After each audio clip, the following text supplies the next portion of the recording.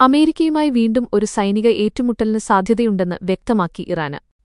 Iranian സൈന്യത്തിന്റെ central command തലവന് Muhammad Jafar അസദിയാണ് യുദ്ധസാധ്യതയെക്കുറിച്ച് മുന്നറിയിപ്പ് നൽകിയത്. അമേരിക്കയുടെ ഏത് തരത്തിലുള്ള പ്രകോപനത്തെയും നേരിടാന് ഇറാനിയൻ സായുധസേന പൂർണ്ണസജ്ജമാണെന്നും അദ്ദേഹം കൂട്ടിച്ചേർത്തു.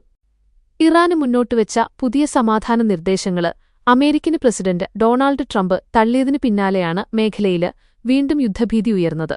ഇറാന്റെ ഒത്തുതീർപ്പ് വ്യവസ്ഥകളില് താൻ ഒട്ടും തൃപ്തനല്ലെന്ന് ട്രംപ് വൈറ്റ് ഹൌസില് മാധ്യമപ്രവർത്തകരോട് പറഞ്ഞു.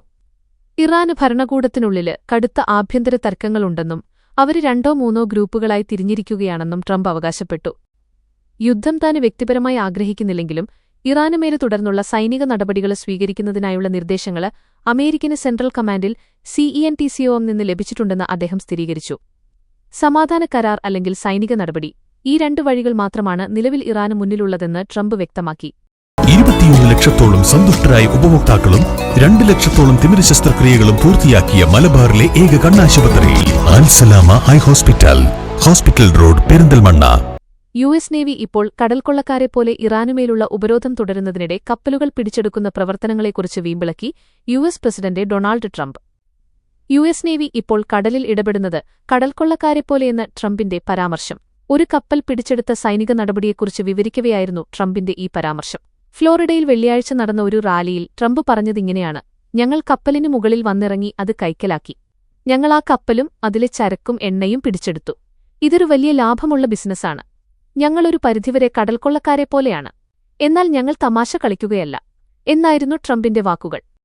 ഇറാനിയൻ അസംസ്കൃത എണ്ണ കടത്തുകയാണെന്ന് ആരോപിക്കപ്പെട്ട 2 ടാങ്കറുകൾ അമേരിക്കൻ സേന തടഞ്ഞതിനെ തുടർന്ന് ചൊവ്വാഴ്ച ഇറാൻ ശക്തമായി എതിർപ്പറിയിച്ചിരുന്നു.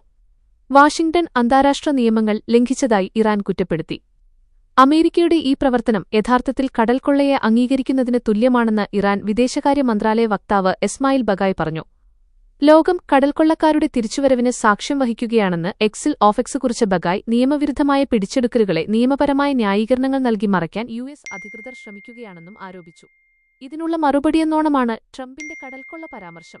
വെള്ളിയാഴ്ച വരെ 45 കപ്പലുകളെ തങ്ങൾ വഴിതിരിച്ചുവിട്ടിട്ടുണ്ടെന്നാണ് US സെൻട്രൽ കമാൻഡ് അറിയിച്ചത്.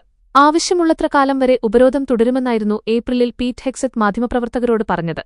അതേസമയം ഈ ഉപരോധം ഇറാനിയൻ തുറമുഖങ്ങളിലേക്ക് പോകുന്നതോ അവിടെ നിന്ന് വരുന്നതോ ആയ ഏത് രാജ്യക്കാരുടേതായാലും എല്ലാ കപ്പലുകൾക്കും ബാധകമാണെന്നായിരുന്നു US സൈനിക ഉദ്യോഗസ്ഥനായ ജനറൽ ഡാൻ കെയ്ൻ പ്രസ്താവിച്ചത്.